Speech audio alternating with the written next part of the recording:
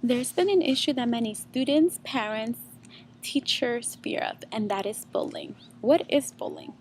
Bullying is the action of when a student is being picked on by another student who is stronger than them physically and emotionally.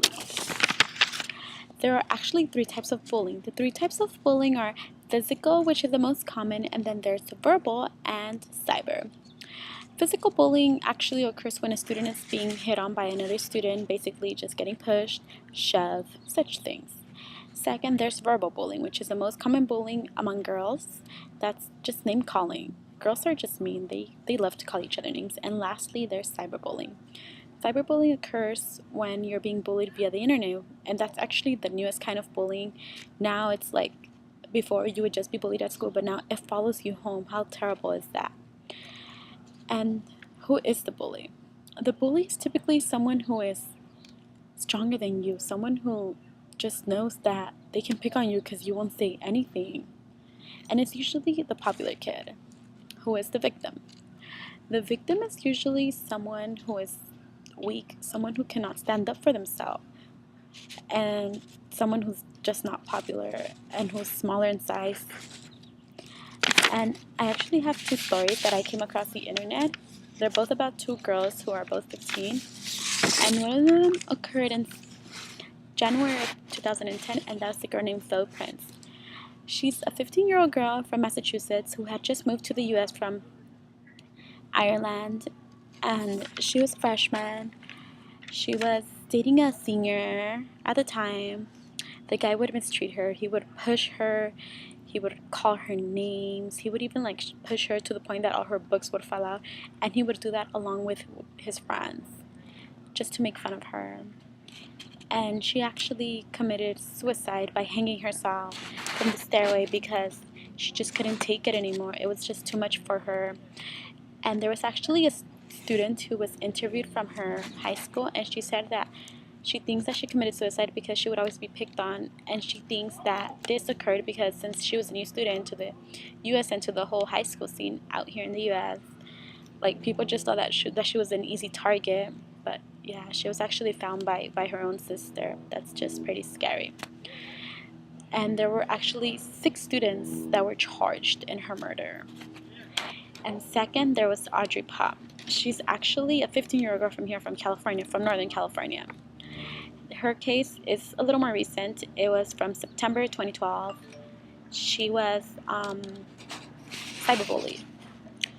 And basically what happened is that she went to a friend's party, she passed out, and a few of her friends took, well, not her friends, but a few of her peers took advantage of her. And what they basically did was, once she was passed out, they took advantage of her and they took pictures and even video. How terrible is that? And after that happened, they posted them online so everyone got to see them. The girl was very disappointed. Imagine just that happening. It's just terrible. And everyone just thought bad about her. Like, she even posted on her Facebook, like, that her life was over because like she just couldn't take it, and she actually committed suicide a week after. And that's Audrey's story. Okay. And there's why do people bully? According to the article Factors Associations with Bullying Behavior in Islamic Private Schools, Patani Province, Southern Thailand, bullies do this to exercise their power and status over their victims. Boredom, jealousy, attention seeking, showing off anger, revenge, and self-protection. Why would they use it as self-protection? They're already strong as it is. And then there's reference groups or peer groups, which is what everyone wants to be. Peer in the group. And according to Miranda Whitbillay, in the article Peer Group Affiliation of Children, the role of perceived popularity, likability, she states that most bullies are part of a peer group and affiliate with children who show similarly antisocial bullying, aggression, to name a few. Basically, bullies just get along with bullies. It's how it is. They just want someone that they can relate with. And then there's the in-groups, which is the popular people, what everyone just wants to be. They just want to be in. And then there's the out-groups, basically just any random person like myself.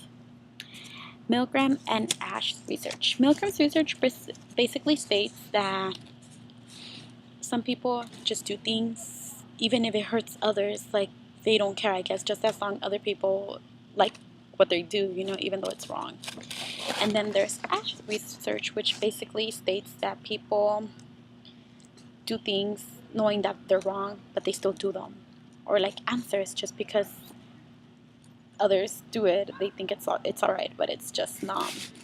And here, what it comes to is why is fitting in so important to some. Fitting in is so important because one feels that by fitting in, everyone's going to like them, and that's just not the case for everyone. Because I mean, it could be you're fitting into like the bullies. No one likes the bullies.